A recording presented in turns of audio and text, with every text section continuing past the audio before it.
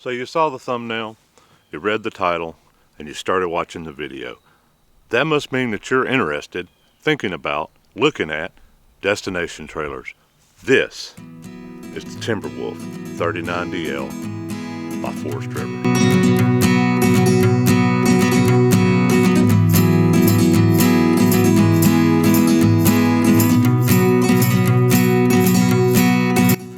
Hello everyone and welcome to my channel. Me and the wife, Trisha, have owned this little patch of earth for a few years now, a couple of years I guess. And we've come out here, mowed grass, didn't have electricity to it. We mowed grass, did a little gardening, started a little beehive, just did some stuff like that. Brought our small little camper out here. It's a Coleman lantern. Brought it out here, ran a generator. Wasn't much fun, wasn't very relaxing. I mean, we came out here anyway and just kind of worked and did what we needed to do to make this place livable and a little bit more pretty. And but here recently, we got this nice little upgrade. We got us some electricity out here. So now we can bring our little camper out here. We didn't have to run a generator all the time. And that was more relaxing and just a lot more enjoyable. So we decided we wanted to be able to enjoy it a little bit more and have something where we didn't have to pull the camper out here all the time and do all the setup and everything like that. We just wanted to be able to come out here, a little bit of food, and spend the weekend, spend a few days out here if we needed to. So we bought this. This, as I said before, is a Timberwolf 39DL. It's made by Forest River. It's considered a destination trailer. It's made really to park it somewhere and enjoy it. It's not meant to drag all over the place. It's not meant to go into campgrounds. It's just way too big for that. This thing is 43 feet from tongue to the end. 43 feet. The 39 is the inside dimensions. It is 39 feet from the front to the back. 39 feet. It's very big. It's very nice. But this video is going to be from the buyer's perspective. I'm pretty sure if you're watching this video, you've probably seen other videos of people trying to sell you this thing, making it look huge, making it look luxurious. But I'm going to show you from a buyer's perspective what we got going on. We're going to do a walk around on the outside, then I'm going to show you the inside. But before we do that, let me ask you to please subscribe, like, and share this video with anybody that you might think might be interested in it. We're going to get into, there's a few things that me personally, I don't particularly like about the camper or the RV. But there's a whole bunch that I do like about the RV. It's great. It's awesome. It was nice. We spent a week out here Thanksgiving and it was fantastic. Very relaxing.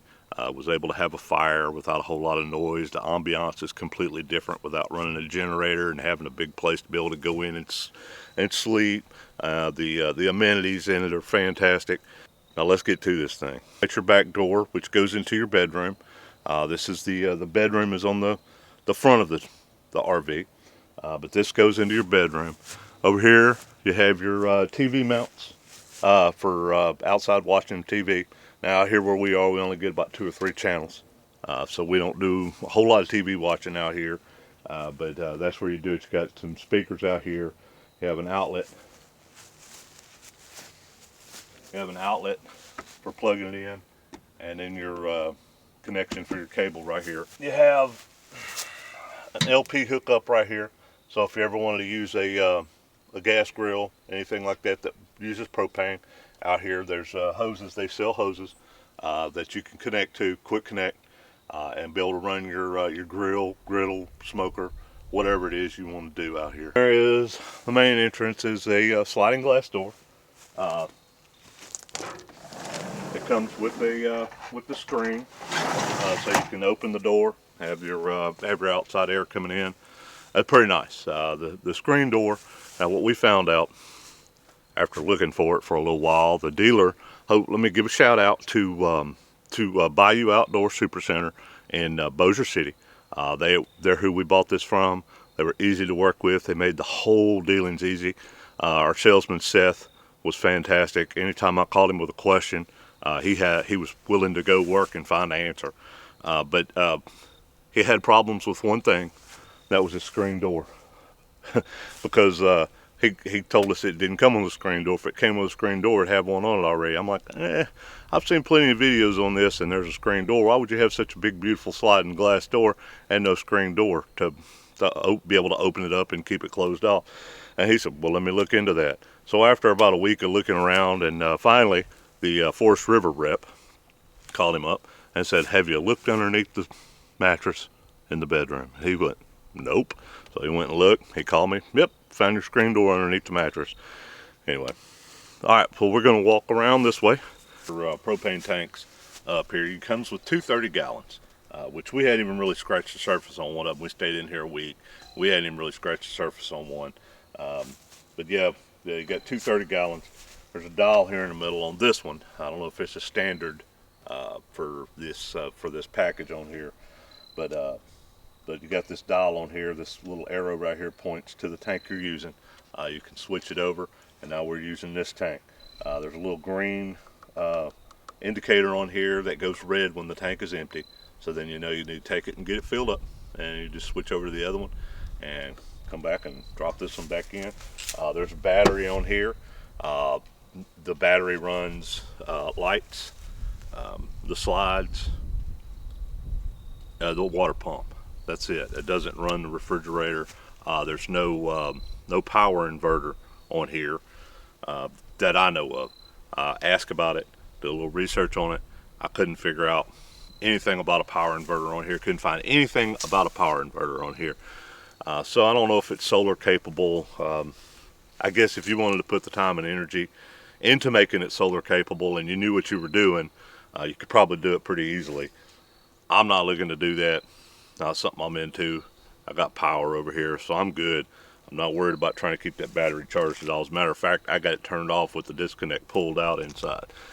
So right here, this is your pump for your hydraulic pump for your slides. This all the slides on here. There's 3 slides on this RV. All your slides on here are done off hydraulics. There's one motor, and each slide operates independently of each other. The slides come out. Your bedroom slide comes out, kitchen slide comes out, then your living room slide comes out. They don't all 3 move at the same time. There's not 3 separate motors for each slide. I asked the technician which way he preferred, and he said he preferred this because there's one component that'll go bad. I know, we'll see. I've never dealt with the slide motors or anything like that. I've never had an RV that had slides on it, so I don't know anything about them. This seems to be just fine. If that motor goes out, then we'll deal with it. But for now, the slides come and go. They kind of open and close just like they're supposed to. Let's move on around this way. Okay, so if you are looking for an RV with a whole lot of outside storage on it, this is not the RV for you, because this is the one and only outside storage on this RV. We have chairs and tables and stuff like that in there. I'm guessing since it's a destination trailer, they figured if you're going to put it out somewhere, you didn't need a whole lot of a whole lot of outdoor storage. You probably got a shed somewhere or some other way to store stuff. So this is the only outdoor storage on this RV, which wasn't a big deal to us. We barely used on our small camper. We barely used any the storage on that. So we're just fine with having one compartment. Now moving on around to the back side of the camper, this is your Furrion tankless water heater.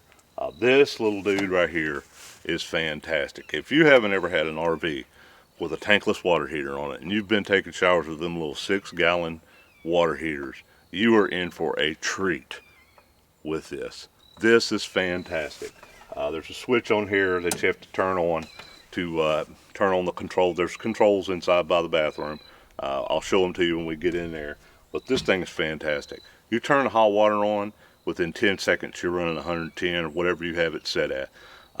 We were taking showers in here like we were at the house. It was fantastic. The problem with that is we're working off of fresh water tanks. We only got 40 gallons of water in here at a time. So we were taking our showers a little bit too long, but we'll just have to get used to that. Anyway, but within 10 seconds of running your hot water, you got hot water, and it's not going to run out. This is your intake and your exhaust for your gas furnace. I've watched a whole bunch of videos on this exact camper, and nobody mentioned anything about the gas furnace. They always wanted to talk about the electric fireplace heaters inside, which they did fine. But I was like, that can't be the only heat source on this camper, on this RV. And so nobody ever mentioned that this had a gas furnace on it. Now, we had a couple of 28-degree days while we were out here over Thanksgiving, a couple of 28-degree mornings. There's a electric fireplace in the bedroom, and then one in the living area. And I'll show those to you. But the one in the bedroom did just fine. I mean, it kept up. It kept at 68 degrees in there just like we wanted it. The one in the living room doesn't have a temperature setting on it. It's just a high-low setting. And when we woke up in the morning, walked in there, it was a little bit chilly, but it wasn't unbearable by any means. But yeah, this does have a gas furnace. We ran it for maybe 10 minutes just to see if it works, see if it would get hot. It did. We turned it right back off. Haven't used it since. It does have a outdoor shower, which I do plan on using frequently. It's got hot water, cold water, and I plan on putting some sort of pad out here, putting a pole up to have a place to hang this, so I can take an outside shower outside, hose off before I go in the RV in the evenings after I've been out here working and going on and sweating and mowing and all the kind of stuff we do out here. But yeah, it has an outdoor shower. That's going to be fantastic. This compartment right here, this is your freshwater pump. It's real easy to get to. The connections are here and here. It's just super easy to get to. It's a great location for it. This, where your fresh water goes in, and this is where your city water would hook up right here. Yeah, we don't, like I said, we don't have city water, so we use fresh water. I've got to come up with some sort of freshwater storage out here. Right now I've got two 30-gallon drums that I bring out here every time we come out here to camp. And 60 gallons goes quick in this thing. This is your black water pump. Black tank flush.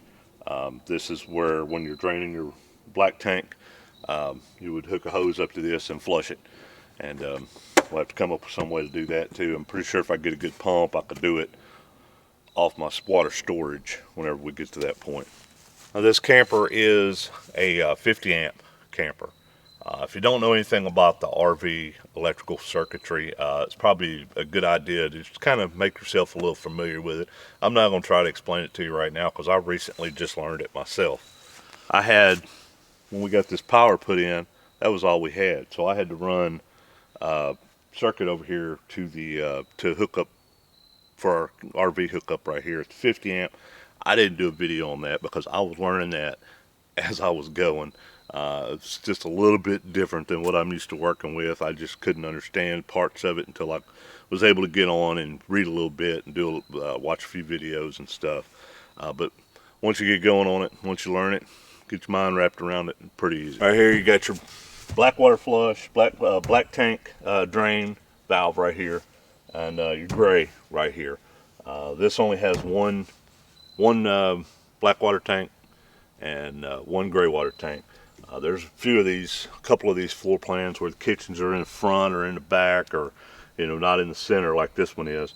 That you have at least two gray water hookups, and there's one floor plan that actually has a second bathroom up in the front and a bathroom in the middle like this one. So that would probably have two black water tanks and two gray water tanks. Got your freshwater drain is under here. So if you ever want to drain your freshwater tank, this is where you would do that from. If you ever feel the need to clean it, get rid of the water that's in it, whatever reason you might want to drain it, a little gate valve, pull valve just like these right here that you'd pull to drain it.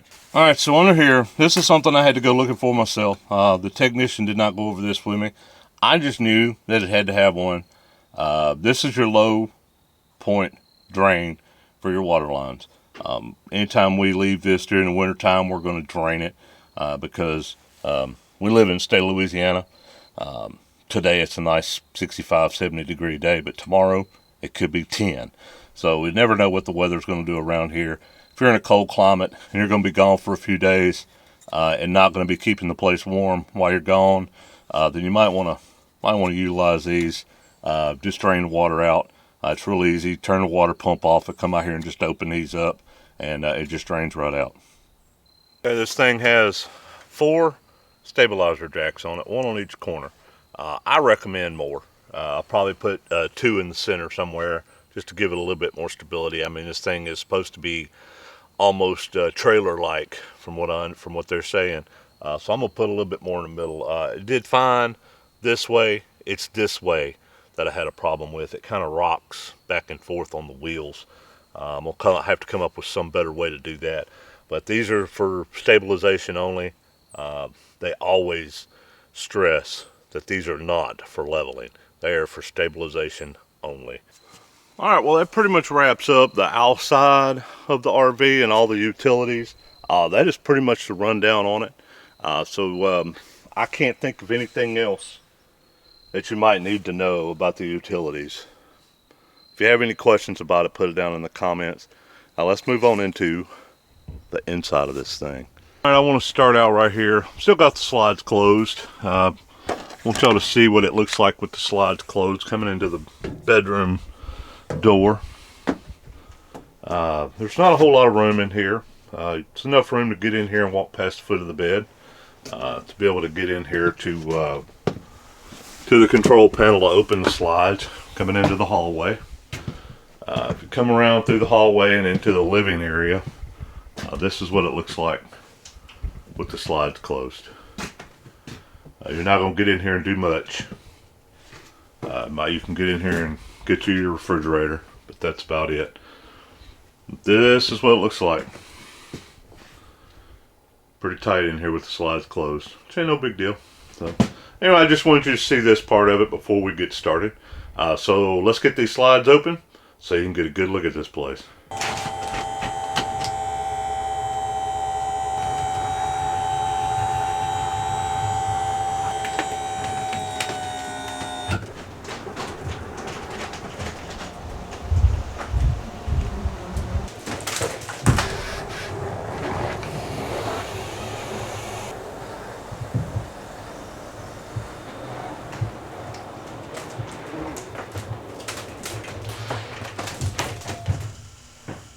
Alright, so as we move on into the inside of the camera, I'm going to go handheld on you for a little bit. I'm not real good at handheld. That's the reason I do most of mine on tripods. But there's not a whole lot of room in this hallway for me to be able to show you what I need to show you with a tripod. So here is your control panel for everything, pretty much everything in the RV. All your lights are here, your exterior lights. This is one for your water pump. This has got a freshwater tank heater on it. When that's turned on, that is telling you that heater's on. Around here in this area, we don't necessarily have to worry about that too much because we don't stay below freezing that long enough to freeze up 40 gallons of water. But if you live where it gets in the, below freezing a lot, this is probably very useful for you. But it just turns on just like that. Off. This switch right here was kind of a mystery to us because we thought it worked. The heated holding water tank, the heating holding tank switch. So we thought that's what this was. But come to find out, it works to pendant lights over the sink. So yeah, that was a nice discovery. You have your awning in and out and your slides in and out. That's what all this does. Got your fresh water and your black water battery power, black water 1, gray water, And it has black water 1 and 2 and gray water 1 and 2, and that would be just in case you have 2 tanks. On this model, you don't have 2 tanks, so you don't necessarily have to worry about that. Now moving on in here into the living area, it has 2 recliners and a love seat. The recliners for me are just a little bit of a disappointment. Now my wife, in her little 5'2" frame body, she didn't have much trouble with this, but evidently I have heavy legs and I can't get the recliner to stay open for me. I don't know what it is. First of all, it won't push back far enough against the wall because it's too close to the wall. But this was one disappointment. It's a comfortable chair, don't get me wrong, just sitting in it normally. And I did bust out a few good naps on this love seat in the time we were out here. Now this love seat does turn out into a queen size or a large double. I'm not real sure what size, but it is a sleeper sofa. And you can see right here, me folding it out, how easy it is to do. It's really no big deal. It folds back up just as easy as it unfolds. I have not laid on it. No, I take that back. I laid on it once while it was open just to see how comfortable it was, and it wasn't bad. Regular sleeper sofa almost. Feels about the same as a like one at your house. Got that bar across the middle that kills your back all night long, and you're going to sleep kind of okay, but you're going to wake up the next morning exhausted because, you know, you just didn't sleep very restful. It's been my experience of sleeper sofas anyway. Now here's a better look at the sleeper sofa. As you can tell, life with a quilter. When you're married to a quilter, life takes on a different meaning. She's already put her splashes of color and quilting and little teddy bears and stuff all over the place. Yes, she hand makes all this stuff. She's pretty fantastic at it. But that's the size of the sleeper sofa. It's a love seat size. You have end tables on both ends, which are fantastic. Now when we were watching the videos on this, trying to figure out if this was what we wanted, we were not a fan. Neither one of us liked the zebra shade. They looked really weird on the videos, how they operated. This part right here looked white. I don't know how it's showing up on my camera, but this part right here looked white, and we didn't like it. But you can see through that. You can see outside through that. It's kind of a mesh material. You can set your shades right there where it's less light. We were talking about if we bought one of these that we were going to replace them with something else. She was going to hand make some curtains, different kinds of blinds or something. But once we got in it and looked at it, we actually loved them. We like the look of them. We like the way they can block light. Even got one on the top window up here. Kind of hard to reach. We might have to get a hook or something to hook that. Now one thing I do want to point out, really high ceilings in here. I mean, look at this. I'm way above, I mean, I can't even come close to reaching these ceilings. I think from the ground all the way to the top of this camper, this RV, is 13 feet. You have at least probably, I would have to say 9-10 foot ceilings in here. The height of this thing is amazing. I have to admit, it makes it look very spacious. It makes it feel very spacious. But one problem that Forest River, I don't know if they thought about it or if they just figured didn't really care about it too much, if it wasn't a big deal to them. You can't reach the chain on the ceiling fan. So we're going to have to put an extension on that, which ain't no big deal to do. It was just we got it here, wanted to turn the ceiling fan on. I was like, well, I can't reach the chain. We had to go get a little stool and put it in here. Then I was able to turn it off and on. As far as storage goes in this thing, on the inside, outside storage lacks. Yeah, I mean, if you're looking for an outside storage, like I said earlier, this is not for you. But inside storage, you got little spots like this all over the place. Now I'm not going to go through here like some guys do in their videos and open every storage compartment in this place, because that's just too much. But these are got plenty of room up here. We don't even know what we're going to put in our storage areas. Then you got more storage over here. There's storage above the stove. Everything. I mean, there's storage everywhere in this place. Comes with the big screen TV. If you're wondering if it comes with it, it does. It is included in the package. This TV is bigger than one we got at the house. Now, this is one of the electric fireplaces I was telling you about. You can change the ambiance on it. You can change the light. I think it has, right now it's in F1 mode, which I believe is just flame only. And you can move it to, oh, that was the off button. You can move it to low, and you can move it to high. Now this thing will keep this space comfortable. It won't keep it warm. If you're looking for this to keep your inside of your RV at 74 degrees, if you're one of those people that's cold-blooded, yeah, this isn't gonna do it for you. But it did pretty fantastic on some of those couple of those 28-degree mornings that we had. It's got this down here. We're not real sure what we're supposed to do with this. My wife decided it would make a great shoe rack, so she started putting her shoes down here. It's not so great for mine. She wears like a size 5. I'm a size 11, so mine won't quite fit down there. But hers and itty bitties, my granddaughter, they do just fine. Now I have to admit, the kitchen in this thing is pretty fantastic. It's got while I'm thinking about it, if you own a Forest River and you have these keys with your keys, can you please tell me what they go to? We have been all over this RV and can't find anything that these keys work, but they came in the bundle of keys that they gave us, and nobody ever showed us what they went to. We have unlocked everything and been through everything on this RV and have not used these keys yet to get into anything. So if you know what they are, put them down in the comments. Let me know so I can stop wondering. Anyway, back to what we was doing. The kitchen in this thing's pretty amazing. It's got a 3-burner stove on it. This is all what they call residential style stoves and stove oven. It's got a really nice stove on it.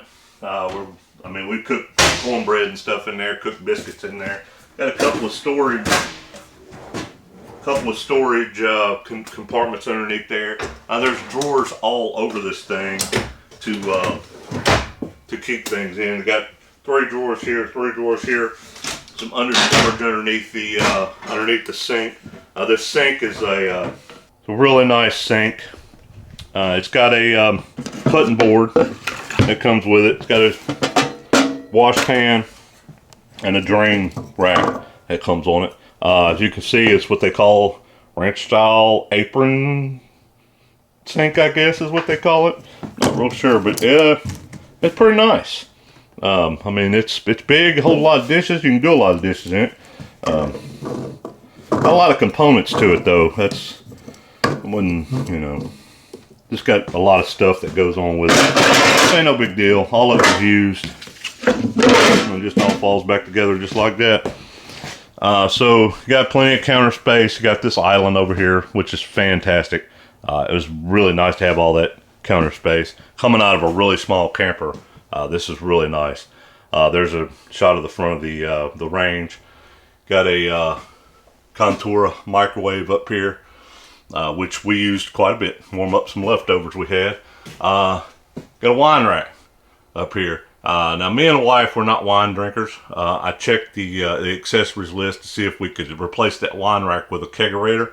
It's not an option, so don't go looking for it. Already looked for it for you. But I think I might be able to get a 5th of Jack Daniels in there, something like that. Anyway, so you have a refrigerator, which is very big, very nice, works quite well. These two up here are your actual refrigerator. Then you got your freezer down here. Don't judge me. We all got our weaknesses. But anyway, we got our freezer down here on both sides. So that was really nice. On this side over here, got a place for a washer and dryer. This one happens to be here. I've seen them on some of the videos I've watched where other ones I've seen where the pantry was on this side and the washer and dryer was on this side. This one was built differently, built backwards, but the pantry has plenty of room in it. Just tons of space in the pantry. I can't imagine needing any more space for other things than they have in this RV. Moving over here, you have your dinette area. It's pretty nice having a separate dinette than living. That was one of the things that sold us on this floor plan, was the fact that our kitchen and our living were completely separate spaces. Because of some of those, you have to convert your living space into your dinette, and we just didn't want to do that. And that's ones where you've got stuff on both ends of you got a bedroom on this end, a bedroom on this end. There's tons of different floor plans of these things. By tons, I mean at least 7 or 8. But they're all different layouts. We picked this one because of the double loft, which I'll get to in a minute. But that's why we picked it, because we thought it'd be a great place for our grandkids. We've got 2 grandkids and a set of twins on the way. Yay. So any light in the slides, you have this one here, one over the recliners, 2 over the TVs. There's one over the bed. Those are all push button lights. They don't work on switches. If you want to turn them on, you have to push button. We thought that the pendant lights were like that until we found that switch over there. I got up there and tried to figure out if there was a button to push, and then we finally found that switch. All right, coming on down the hallway, I'm gonna go handheld on you again for a little bit till we get out of this hallway. It's a little tight in here. Here's your bathroom. Now I'm 5'9". I'm standing in the bathroom right now. There's plenty of elbow space, room for activities in here, whatever you need to do in here. The toilet is actually porcelain, which is a really nice feature, adds a lot of quality to the bathroom. The sink is still plastic, but at least the toilet is porcelain and it's very substantial, and you don't feel like you're going to fall through the floor of the RV every time you have to sit on there and do your business. But this is the shower, and I'm 5'9", wearing boots, got a hat on. Show you how much room you have in here. This is me standing in here. I've got plenty of headspace in here right now. Said boots, hat, 5'9", 5'10" on a good windy day. But yeah, plenty of space in here for activities. Have this wall vent here. Just punch it open, hit this button on top, turns on the exhaust, light on it. This was really nice when we were staying out here and we didn't want to leave all the lights on in the RV. We just turned this one on at night, so we had a little night light when we needed to get up and go to the restroom or whatever. Too easy, right? Handheld on you again for a little bit to show you some of the things in here. It's just not a whole, as far as like, I'm talking about for tripod when I say there's not a whole lot of room in here. It's kind of hard to set up anything in here to hold the camera. This is your control for your Furrion tankless water heater. We have ours set at 110. We found that optimal for us because we could take a shower with hot water only. We turned the hot water on within 10 seconds. We're showering. We got hot water. We're good to go. Now you might need to adjust yours a little bit. We decided to make it to where we did not have to temper it down with cold water. This RV is full of 120 volt outlets. It's just full of it. There's a plug for all over these things. There's USB ports everywhere. In the bedroom, in the living room, in the kitchen space, there's USB ports everywhere. There's absolutely no way that you're ever going to use all the USB ports in this thing at one time. So you got plenty of places to plug up your devices, charge your phones, charge your laptop, whatever it is that you need to do. You've got plenty of them. That is one thing that you cannot complain about on this RV is the amount of outlets and USB ports it has. And we have nice mirror there, and we got plenty of space over here for whatever you need to put. Down here below, we're going to keep our towels and stuff underneath here. We used them all and had to take them home and wash them, so we don't have anything down there right now. But that's going to be our space for our towels and probably some toilet paper. On this side, got a medicine cabinet. We've got a couple of little items in there. I'm sure that's going to get more and more stuff in it the more we stay out here. Well, that's it for the bathroom. If you have any questions, put it down in the comments. Any questions about anything else, the living area, the kitchen area, put it down in the comments. I will be brutally honest with you and let you know what I'm thinking about it, if I like it, if I don't like it. So let's go up here and look at these lofts. Handheld on you again. These are lofts are just a little bit tight for me. My grandbaby was just fine up here. This is a loft, but she can stand up in here. She's 4, and she can stand up in here. I can crawl in here. Underneath that little thing right there is a cubby hole, and that was her favorite spot to hide from Paw Paw while she was here. Every time I heard her holler, "Paw Paw, come find me," she was in there. It was pretty fun. But yeah, there's actually, if you look up here, look right up here on the ceiling, there's outlets and plugs. Plugs up there, and a place for USB ports for charging. So yeah, this is what we bought it. Well, this is why we chose this floor plan. If you swing around over here to the other side, about the same. See, outlets, USB port right there for charging. Now, if you have some young adults that are wanting to come out here and hang out, or whatever, or if you're a young adult and you're going to have friends over and want them to stay the night, you could probably, I would have to say that this RV would sleep 2 here quite comfortably, 1 over here comfortably, 2 on the couch comfortably if they liked each other, and 2 in the bedroom comfortably. So I think you could sleep 8 people out here quite easily. So let's go check out the bedroom, and then we'll wrap this thing up. The bedroom has a step down into it. It's what they call a drop frame. So it's a little bit lower than everything else. The ceiling's probably about 7 feet tall in here. It's not near as tall as the front space is. But yeah, it's got this is a king size, a camper king is what they call it. This is a camper king. Right here is where your gas furnace is. I haven't tried to get to it yet. I don't know how difficult it would be to get in there to work on it if I had to. But as you can see, outlets, USB charging port, a mount for a Bluetooth speaker. I don't know exactly what that's all about. I don't know what to do with that.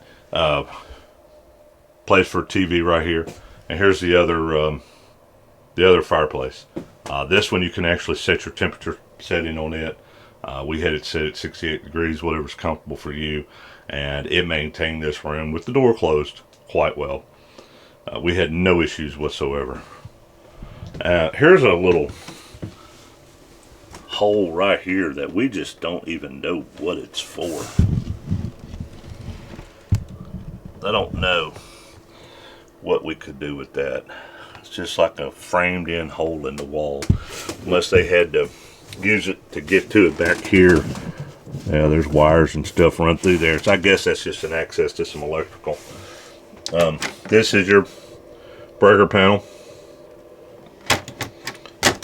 and this is the disconnect for the battery. You can turn the battery on, turn it off. Right now we got it off because we're not going to use the battery.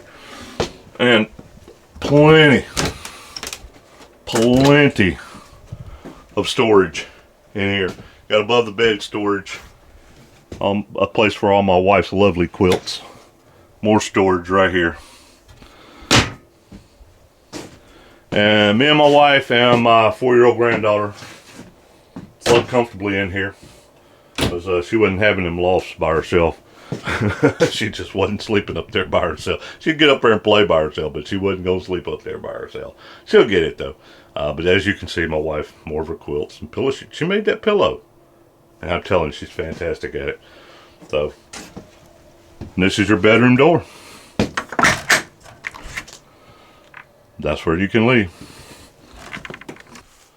All right, well, that pretty much wraps up the walking around of this thing. 2 things that one thing, and for sure I forgot to mention, was this thing has 2 Furrion air conditioners. One up here in the lofts, and then one that does the living area.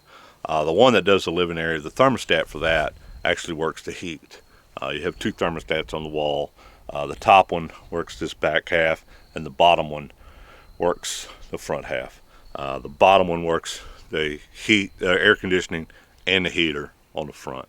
The heat is floor grilled.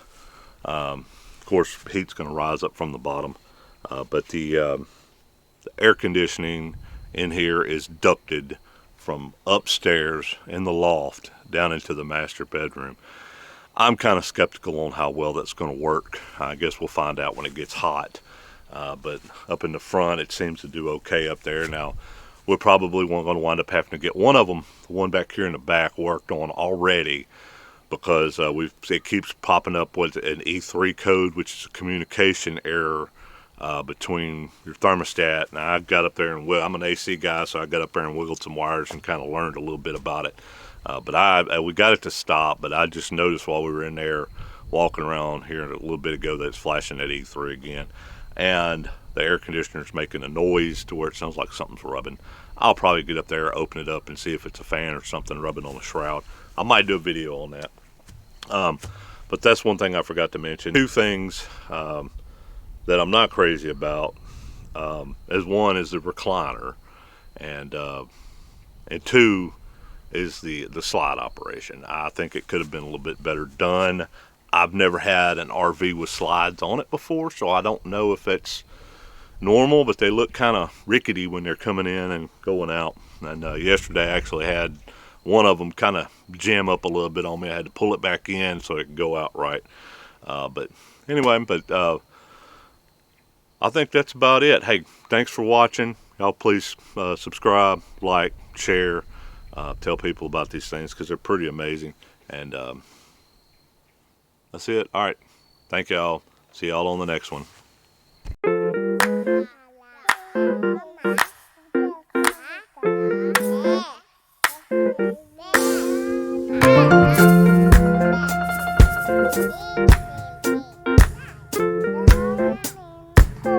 Wow.